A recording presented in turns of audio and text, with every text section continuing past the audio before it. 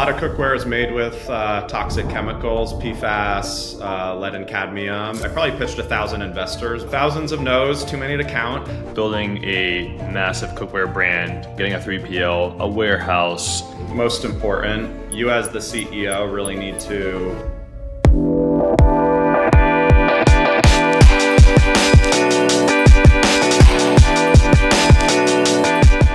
All right, guys, welcome back to Built in America. We have Jordan Nathan. He is the founder of Caraway. Jordan, good to have you on the show. Thanks for having me, Sam. Really excited to be here. Jordan, what is one thing that people don't understand about cookware today? I'd say a lot of cookware is made with toxic chemicals, PFAS, lead and cadmium, and it's really important to ensure you know what you're cooking with and is going into your body. Tell me about your journey of how a man like yourself got to go build a massive cookware brand. From what I reckon is that you had a dream to go be a professional hockey player at one point in your life. That shifted you some injuries, and now you built Caraway. Yeah, so I've always been really entrepreneurial. My parents have had a business their whole lives, so kind of grew up in a household being around, parents who really supported entrepreneurship in college. Went to Colby College up in Maine, and all my friends studied economics and took your typical majors. I was, of course, more difficult and needed to create my own major, so ended up studying consumer psychology and really crafting a major around understanding why consumers make the purchase decisions that they do. So really starting at that stage, I started diving into brands and consumers' minds. And coming out of college, I actually launched my first startup. I got the itch, I think, my sophomore year, and decided to launch a e-commerce marketplace. My first year or two out of college was called Wanu.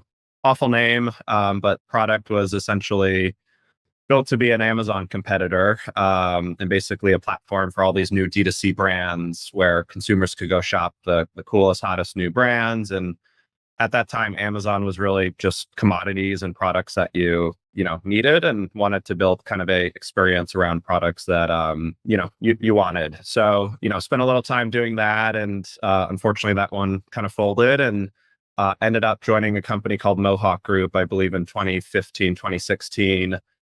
They owned a bunch of consumer product brands, one of those being a brand called Fremi, which was an Amazon-based kitchenware brand. So that was kind of my first foray into the kitchen. I was kind of put in charge of this brand. It didn't really have any products to sell when I first started, one or two SKUs, but they weren't doing super well. And had the great experience where I got to launch 200 kitchen products over about 2.5 years, and really fell in love with the category. And in my time there, got exposed to what cookware was made of, spent a lot of time actually overseas in Asia, spending a lot of time at factories. And, after 2.5 years, got the itch to go start something new. And while I was searching, like, what was the right thing to launch, I just kept coming back to all the challenges with this category, and decided to take the swing and go for it. There's so much to unpack there. But the one thing that I think I really want to touch on first before we get into the business is your degree in consumer psychology and knowing how to utilize that in the highest form of leverage to go build a brand around that, and then augment a way a human thinks of how they purchase a product. What is one thing that the audience does not know about consumer psychology, about purchasing a product today? Yeah, I think we often think of the customer as demographics, right? But I think like personas and psychographics really span demographics. And so, I think one thing we do really uniquely at Caraway is, yes, we're looking at age and gender and location, but it's really important to get inside the consumer's mind, understand what drives them, what's important to them, and really build your kind of marketing and brand around personas. And so, I think you're actually starting to see the shift a little bit in the direct-to-consumer community. But, I think understanding where those customers are spending time, what other brands they're buying, what they value. I think often we put ourselves in this little box of demographics, but, while it's informational and helpful, it doesn't really get to the core root of like who the core buyer is. And, I actually heard this from Daniel Lubezki, who built Kind Bar. And he said, like, you can't build a brand for everyone. right? Or else you'll have a bunch of unhappy people because you're trying to satisfy the entire globe. So who are you trying to build a brand for today at Caraway? Yeah, I'd fully agree with that. I think there are different niches and communities that you can kind of shift your marketing into. And I think when launching a brand, you want to make sure your product has a lot of selling points to it, right? A lot of different reasons that people can come in and buy it. And at the end of the day, not every, product feature or value is going to resonate with each consumer. But I think creating a wide array of USPs is really important for Caraway. Um, we target folks who want to have high quality kitchenware. They deeply care about the materials that they're ingesting.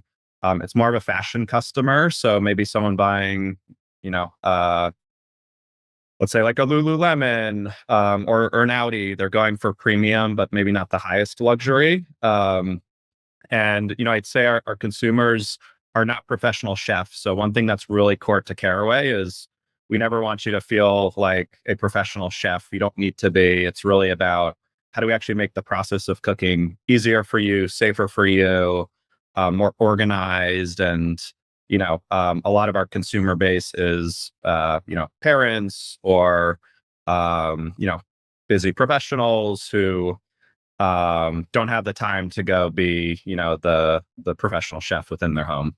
Let's talk about some of these tag words that you hear in cookware.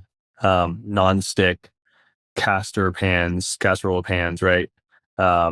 There's so many different products out there today that people deviate towards because they hear these buzzwords that they're supposed to be good for you, but yet oftentimes these buzzwords serve as a dichotomy where they're not good for you. What is the stigma around that? Yeah. So nonstick cookware traditionally started as a PFAS product. If you're not familiar, PFAS, also known as forever chemicals, is a super dangerous material. It's in the news a lot recently. A lot of legislation going into effect. Um, I think folks really think of nonstick, which is the most popular material in cookware. There's nonstick, stainless steel, and cast iron. I think the stigma is really, nonstick is always safe. I think being in this industry for a while, there's a lot of, I think false advertising, but also lack of transparency around, what's in the nonstick. And so, I think when it comes to the market, it's really important consumers unpack that and really dive into, what is actually in the materials. So let's walk through how you built the business. For the audience, building a massive cookware brand, going overseas. I assume you went overseas to find and source some of these materials, bring it over here, getting a 3PL, a warehouse, building a massive website. So many nuances to build something at scale like you've done today. Tell us from day one, the thought process. I know you stumbled upon Caraway of how you actually got into cookware and then where it is today. Yeah, so really the founding of the brand, I spent 2.5 years at my prior company in the industry, spent a lot of time at factories, learned the products, materials, and I had the really fortunate experience of getting to launch a lot of categories. And the thing that I always struggled with at the prior brand was we were just putting stuff on Amazon. There wasn't like a purpose to it other than selling products and trying to rank them. And I always really struggled with that idea. I wanted to create something with purpose. And after 2 years in the industry, saw a lot of the category being made of plastic and forever chemicals, and it didn't really sit right with me. And I think it was 2017, I actually brought home a product, a Teflon fry pan to my home to product test. Turned on my burner. My dad called me at that same exact moment. I walked away from the kitchen. I actually forgot I left the pan on the burner. Came back 45 minutes later. The whole pan was black. My whole kitchen was filled with fumes. Actually started feeling sick that night from the fumes and gave poison control a call. They let me know that I was exposed to Teflon poisoning. So this happens when a Teflon pan is overheated, and kind of coming out of this experience, felt the urge of, hey, I think we can do this safer and better and create more beautiful products. So in kind of mid 2018, I left that role. The first thing I did was I didn't have any money. I didn't have any friends and family who could pitch in. I actually immediately just built a fundraising deck. And for about 6 to 10 months, just hit the pavement. And I probably pitched 1,000 investors. We had 100 come into our first fundraising round. So I was probably doing 10 pitches a day. And To who, Jordan? VC, individuals, angels? yeah, mostly angels, a lot of just like 10 and 25K checks. And, as those came in, I'd maybe, raise a few hundred K at a time. I take that cash and put it into the R&D and brand. So really to start when the first few $100,000 came in, we started designing the product. We started building the brand, went overseas to pick factory partners. And as we kind of made progress, more checks started coming in as people saw kind of the growth in the product. And really, I think one of the most challenging parts of the launch was figuring out where does the brand fit into the market. I think it's great to be first to market, but it's also great to be last in some cases. And in our case, there were maybe 6 to 8 other brands that had actually entered the market before us. And so throughout the process, I think a lot of where we needed to navigate was some folks were kind of entering into positionings and spaces that we wanted to go into, and kind of watching that and seeing who was successful and who wasn't. We were able to really craft the brand around, safety and easy and high design, which we felt like were kind of the missing components within the market. What brand has been an inspiration to you while building Caraway? I think when someone builds a company today, they idolize, maybe another company, another CEO, how they operate a business. Who's been the most impactful, or what company has been the most impactful to you today? Yeah, probably a boring answer, but I'd say Apple. We as a brand really stand for, I think, best in class and attention to detail across materials, design, user experience. We really think through every piece of the journey, and we also think in systems. So, when we launched in 2019, we just had cookware. We now have a large amount of kitchen products across food storage, bakeware, handful of other items. And I think what we all love about Apple is, the attention to detail, but also how do these products actually work together and live as an ecosystem within your lives? And so, as we think about product, as we think about building the business, we're always thinking 5 years ahead on our product roadmap. We're always designing things together as one so that they're working together. And we're never going to launch something that we're not proud to put in front of our friends and family. We really are intentional about what goes out. And so, Apple's best in class there. I'd also, I think Dyson's a really good example as well as a very design driven, attention to detail driven brand. Jordan, what keeps you up at night when building a brand like this? There's probably a lot throughout the journey of building Caraway. But I think, a lot of people who listen to a pod like this say, I want to go build a massive D2C brand. There's a lot of scale. People can go from 0 to almost 8 figures, 9 figures rather quickly. But there's so many nuances over there that can cause massive distress in the business or in a CEO like yourself, knowing that you might have some self-doubt along the way. What's one thing that has kept you up the most? Yeah, I mean, listen, there's a lot of macro factors, and I think the consumer space over the past couple of years, whether it's tariffs or the Suez Canal shutting down or COVID, like there's always going to be something. And, I think you kind of got to block the noise out there. I think what keeps me personally up at night is really ensuring that we have the right team for the right stage. And, we're evolving. The world around us is changing. And I think one thing we've done really well at Caraway is kind of build the right culture and hire the right people. But it's taken a lot of learnings to get there. And, I think what's been really important and a big learning for me is how do we keep the org and the culture continuing to evolve into where we want to go versus where we've been. And that's really challenging to kind of grasp and affect change. And so, I've been putting a lot of my focus over the last 12 months. We are in a bit of like an evolutionary stage at Caraway. We've been around for 5 years. We're launching a lot of new products into new territories. The brand's growing. There's lots of competitors in the market coming into ceramic. And for us, it's how do we continue to ensure we've got like the right culture to stay fast. We don't become overly corporate or processed, and, make sure we have the right folks. And it's easier said than done. Yeah, I want to talk about that a little bit. I heard this awesome quote that says, management turns into culture when the CEO leaves the room. And you talked a lot about, your team that you build from 0 to 1 might be different from, 1 to 10 and 10 to 100 thereafter, right? I want to know how you went about hiring your management team and then how that translated into culture. And when you do leave a room, what is the management team really doing to be an olive branch of Jordan? I think a lot of founders today who want to build a company are looking to go build something like that because that really brings proper scale to a company, right? If Jordan has to enter every conversation, every decision, it's hard to truly build a culture, trust, and a management team that you can go do things at scale. Walk us through that journey of how you built that. Yeah, I think the team today is very different from when you start, and this goes for any company. When you're first launching, you need a bunch of generalists who can kind of hop on anything, and you're really in a lot of close communication. Everyone knows what's going on. When you get to a bigger size today, we're 100 people. We're at a point where it's really important to have more specialists in seats and best in class people in every little thing that we do.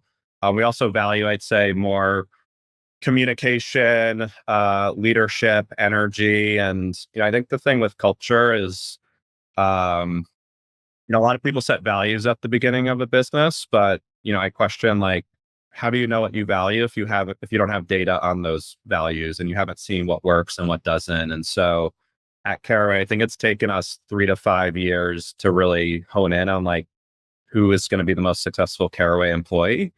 And so when it comes to culture, you're exactly right. It's really like, what are the behaviors of the individuals, when the CEO or management's not in the room? And, I think to set that, one, it starts with the hiring process, ensuring you're getting the right people in the door. For us, the way we vet that is we have everyone go through a presentation and, we have certain questions that kind of challenge the candidates to test them on kind of what we value here at Caraway. I think too is when it comes to performance reviews or just all hands, ensuring that we're living those values. So, continuing to repeat and set expectations over kind of what we're looking for in bigger group settings. And then I think being really rigid around calling out like what is not our values. And, at Caraway, we really value excellence, attention to detail. We love people who are students of industry. They're networking, they're listening to podcasts, they're sharing. Um, and so anytime we're not doing those things, making sure that we're calling it out, we're sharing why. And hopefully at a certain point, that muscle's built with the team and they really understand the expectation of, what it means to be at Caraway. Jordan, what do you feel the characteristics are of a very good CEO today? I ask this a lot to a lot of guests who come on the podcast, and there's some nuance, there's some variance, but I think what's really important, there's a few underlying characteristics that I see across many people who ask this question or answer this question, I should say. Tell us your thoughts. Yeah, I think it's number one, it depends on your business, industry, team. I think most important, you as the CEO really need to, I think, set the vision and expectations from the top. So I think clear communication, making sure the team really understands what they're working towards and why and on what timeline. At Caraway, one thing I think we do really well is we talk about where the business is going to be in 5 years. And I think it helps contextualize for the team, like what they're building and what today may look like, what you're doing today, how that may impact the future. So I think context, long-term planning, setting the vision, and then every business is different. But I think as a startup, it's really important for the founder to, I think, spend time in the areas that they're strongest and learn to kind of hire for the areas that they're weakest. And so for me, that's product. I love product. I do think it's important for any CEO to be deeply involved in the product. At the end of the day, that's got to be best in class for the consumer. And so really having a good pulse on the product side and ensuring the principles of kind of what was built there is scaled across the organization. Yeah. So you're a product guy because you understand the consumer behavior. You build a bunch of e-commerce companies. I think there's a lot of people who sit in the CEO seat and say, I'm going to go hire a chief of product, let him handle that. And I'm going to go manage cash flow and, hiring people. I think there's a blend of where some of that makes sense to be obsessed with the product, and then the other person should be more managing the vision, hiring the best in class, solving the biggest problems at a company is where I see a lot of the synergies between what a lot of CEOs say what a CEO should do. And I saw Elon say this when he manages 3 or 4 different companies that are multi-billion-dollar businesses, almost trillion-dollar businesses, is every week is a sprint towards a marathon. I think you probably heard this as well. And I just go solve the biggest problems that week. And whether that's product problems, whether that's cash management problems, whatever it may be, that's truly what a CEO is. You, on the other hand, what I like about you is that you have this consumer behavior mindset where I think you can go solve unique chess moves around product to, I would say, instill a unique go-to-market strategy for your business if things are not working better than other CEOs because you have that background. How do you feel that created an unfair advantage to you versus other CEOs you've talked to in this space? Totally. Yeah. And I think, you know, I think every CEO needs to be like the chief product officer. At the end of the day, it's what you're selling. You can have a cool brand and all that, but if the product's not good, the business isn't going to be successful. And obviously, you need help and you need a team to build that. But everything starts with the product. The financials are tied to it. So is the marketing and who you're marketing to and the operations around it. And so I think it's really critical to be involved there. I think for me, um, uh, is it an unfair advantage? I'm not totally sure, but I think if you look at Caraway, we're a very product driven business, and that kind of starts, I guess, with my background. And I think what I love about the area is, I think the values that you put into the product are the same values that I think can spread across the org in terms of culture and the decisions that you make when it comes to marketing and the consumer. And so I think it's really the centerpiece of an organization. And I think for me as a CEO, when you're starting an initial concept, you really understand the full funnel reason of the consumer and the reason for being. And I find it's a good way where I can have a good pulse on operations, data, marketing, people, because they all come back to that central kind of truth point of that founding of that product that you're launching. As you were expanding, Jordan, into Nordstrom, Zola, West Elm, you're in 800 plus stores, I believe. The first thing these buyers do is they grab the product, they feel it out, they talk to yourself, your head of BD, and say, okay, tell me why, we should host this in our store. And if you were to just give that in a, one liner that they can feel the product and then resonate with your message, what was that one liner that they always give? Well, first off, when people feel the product, they feel the heft. So usually you get a wow, this is heavy. But yeah, one liner is Caraway is a brand that really instills non-toxic materials into all of its products, and create items that are beautiful to display. And tell me about that journey of getting into all these bigger stores. It's what a lot of people dream of, is getting to these big national retailers. That brings a lot of scale, or the challenges along the way.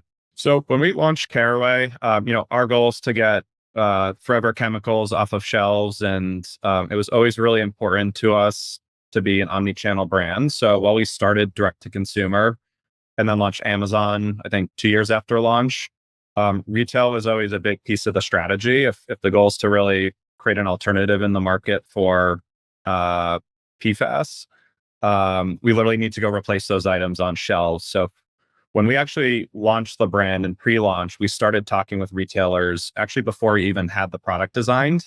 We were able to get meetings, and we kind of brought them along the journey of the design of the brand. And so by the time we launched, they felt like they were kind of a part of the story and the building. And that really enabled us in our first year or two. I think Crate and Barrel was maybe our first retailer in store. Zola, Bed Bath and Beyond, when they were around, was one of our first retailers. And we really started building those relationships early. As the brand's grown, we've had, inbound interest, we've had outbound outreach that we've done, we've had introductions, and we're really intentional on who we choose to kind of work with on the retail side. For us, we always want partners who are deeply invested in Caraway, and that's what gets us super excited. As we approach each year, we always create kind of a list of, who's the next right partner for us. And Um, we're in 1,000 doors today. It's taken time to build that up. And, I think every brand's a bit different. I see brands, launch into 3,000 stores in their first year. I think for us, we wanted to ensure success. So anytime we're working with a retail partner, we actually never ask for the full store count. We're typically saying, all right, let's go into 10% of stores. Let's test the assortment. Let's make sure this goes successfully for both partners and we can always scale up. And so I think for us, we've taken a really proactively intentional approach of not, rushing things, making sure that we've got the right partners at the right time with the right product. And with success, we'll go and kind of expand it. Is that what you feel a lot of brands who launch a direct to consumer product and want to get into retailers get wrong from the get-go? Is they get into stores too fast and then try to create this escape velocity that doesn't meet the demand? I think every category is different. If I look at food and beverage, that's going to be our main seller. I think you need to focus on the channel that's going to get you to market fastest, but you can also support. I didn't come into this with a retail background, and so that's also taken time to learn. But I think with any of these retail partners, you have like 2 years in the honeymoon phase where you can get away with like mistakes and testing. After that, it really needs to be professionalized. So I think overall, you just need to be ready for retail when you do it. You need to be able to support the operations. You work with a mass retailer. They don't do the forecasting for you. You need to do that. They don't care if they make a mistake and you miss a shipment, like that's on you. And so I just think when you're ready, you need to be operationally able to support it. It takes a huge lift. There's a lot of tech integrations, a lot of forecasting, a lot of negotiations, and you want to just make sure you're set up for that, whether that's day one or, a couple of years in. I'm sure you faced 100 no's when you first got started. Investors, retailers, people who you probably didn't believe in the vision. Have you gone back to those people since then and then shared what you built thus far, and what's the reaction? Yeah, thousands of no's, too many to count. I think with every conversation, whether it's an investor or a partner, I always look at those as great opportunities to build relationships. And I think I get a lot of actually outreaches from investors who passed who write to me and say, this was my biggest mistake for passing, or man, I bought your pans and I really love them and, wish I invested. I think that's great validation. And, everyone gets no's along the way. You kind of just need to keep powering through. And for me, like the no's fuel my motivation. So it's always fun to get those emails or outreaches. At the end of the day, those are still really important connections. They're folks that you can reach out to for introductions. They're folks that you can reach out to for advice. And the consumer space is small. Everyone kind of knows each other. And, I think it's anytime someone's reaching out to, it's a great opportunity to see how you might be able to partner in the future. And Jordan, what's the North Star for the business today? When you set this vision out, you raise a bunch of $10,000 and $25,000 checks from a bunch of angels. I'm sure you probably raised more money since if you had to, maybe from some VC funds and so forth. And now you're 5 years in, where do we see the company going over the next couple of years? And what do you expect to do for your investors and for the audience today? Yeah, I think for Caraway, very different than a lot of brands. We take 100-year approach. So we really want to build a generational brand that's around for many, many decades. And, I'd say our like North Star goal internally is how do we create a world without PFAS and microplastics and, create a world where you can have a non-toxic home. That's going to take a lot of time to build. And so, I think for us, our North Star is to create that world. And how we get there, I think there's a lot of avenues, but where we would get really excited and where, I find most excitement and energy within the business is we have a really, really exciting product roadmap right now that actually goes out to 2030. We are Caraway Home for a reason. And while we're in the kitchen today, there are, products that we're going to start to seed out that kind of touch on to some other areas of the home. And so, as I look at the future, there's really no TAM or cap on the brand growth. As long as it's a product that fits our ethos, as long as it's surrounding the home, we're excited to really, fast forward 20, 30, 40 years. When when you think of, hey, I want a safe product for my home, Caraway comes to mind. And it's not just kitchen; it's really anything that you can think of within your walls. Jordan, I think a lot of people are curious, where did Caraway root from? Yeah. So Caraway is a type of spice, and we wanted something when it came to the naming that kind of reflected the product design, but also food. And so, what was really cool about the Caraway seed is it actually shares the same shape as our cookware handles, Nice. but also kind of had a tie into the kitchen. So, really loved the name, and yeah, it's stuck ever since. Jordan, there's thousands of people who are probably cooking every single day who listen to this podcast. Give them one message that they can learn about cooking moving forward. Yeah.